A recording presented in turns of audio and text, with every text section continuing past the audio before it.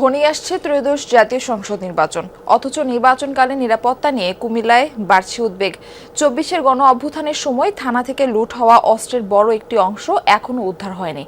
সীমান্ত ঘেঁষা এই জেলায় কিশোর গ্যাং, সন্ত্রাসী ও চোরাচালান কারবারিদের হাতে দেশি বিদেশি অস্ত্রের মহড়া যেন নিত্যদিনের চিত্র। প্রশ্ন উঠেছে, এমন পরিস্থিতিতে কতটা নিরাপদ হবে ভোটের মাঠ? সিলভার টিপ কন্ট্যাক্টে তৈরি নিরাপদ ও নান্দনিক ক্লিক সুইচ নির্ভরতা জীবন জুড়ে। ২০২৪ সালের ৫ আগস্ট গণ অভ্যুত্থানে কুমিল্লার একাধিক থানা ও পুলিশ ফাঁড়িতে হামলা হয়। সেই সময় লুট হয়ে যায় বিপুল সংখ্যক আগ্নেয়াস্ত্র ও গুলি। বছর পেরোলেও পুলিশের লুট হওয়া সব অস্ত্র উদ্ধার হয়নি এখনও। একথা স্বীকারও করেছেন কর্মকর্তারা। তবে নির্বাচনের আগে নতুন করে দেশে যেন অস্ত্র ঢুকতে না পারে সে ব্যাপারে সতর্ক অবস্থানে বিজিবি। লুণ্ঠিত অস্ত্রের মোটামুটি 90% মতো আমরা উদ্ধার করতে সমর্থ হয়েছি। বাকিগুলো আমরা আশা করছি নির্বাচন আগে উদ্ধার করতে সমর্থ হব। নতুন করে যদি অস্ত্র বাংলাদেশে যাতে আসতে না পারে এবং ইতিমধ্যে যদি কোনো অস্ত্র বিভিন্ন জায়গায় থাকে সেটাও কিন্তু আমরা সীমান্তবর্তী এলাকাতে আমরা কন্টিনিউয়াস অপারেশন করে ধরার ব্যবস্থা করছি। নিরাপত্তা বিশ্লেষকদের মতে উদ্ধার না হওয়া এসব অস্ত্র এখন সন্ত্রাসী ও অপরাধী চক্রের হাতেই রয়েছে। সীমান্ত এলাকা হওয়ায় ভারত, মিয়ানমার সহ বিভিন্ন দেশের অস্ত্র পাচারের ঝুঁকিও রয়েছে কুমিল্লায়। মাঝে মধ্যে উদ্ধারও হচ্ছে বিদেশি পিস্তল, রিভলভার ও গুলি।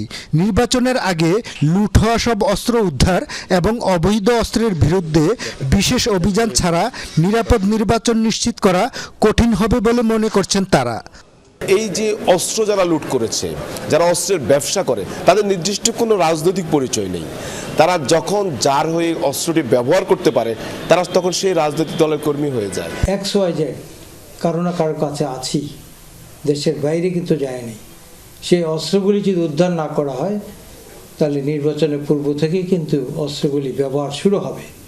আইনশৃঙ্খলা বাহিনীর তথ্য মতে গণ অভ্যুত্থানের পর ওই বছরের ১২ আগস্ট পুলিশের লুণ্ঠিত ২৫টি আগ্নেয়াস্ত্র, ৬৬৭ রাউন্ড গুলি ও ১১টি ম্যাগাজিন উদ্ধার হয়।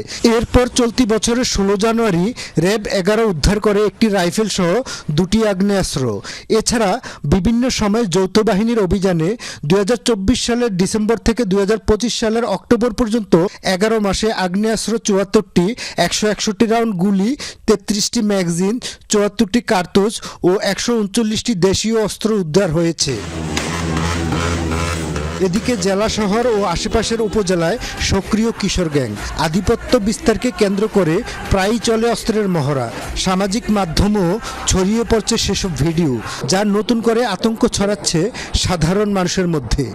কিশোর গ্যাং যেভাবে উৎপাত করতেছে তাতে আগামী নির্বাচন সুষ্ঠু হবে বলে আমরা মনে করি না। যেখানে এখানে মার্ডার, খুন, লুটপাট, ছিনতাইকারী এগুলো দমন হয়েছে না, আর নির্বাচন তো বহুত একটা ব্যাপার স্যাপার। এটা সারা বাংলাদেশে যত নৈরাজ্যকর অবস্থার সৃষ্টি করতেছে, মানুষ মারতেছে, আপনার চাঁদাবাজি, সন্ত্রাসী যা কিছু এই অস্ত্রের বলে হচ্ছে। অবৈধ অস্ত্রের প্রভাব ও অপশক্তির ছায়া কাটিয়ে কুমিল্লায় কতটুকু শান্তিপূর্ণ নির্বাচন অনুষ্ঠিত হবে এখন সেটি বড় চ্যালেঞ্জ বলে মনে করছেন সচেতন মহল সহ সাধারণ মানুষ। খোকন চৌধুরী, যমুনা নিউজ, কুমিল্লা।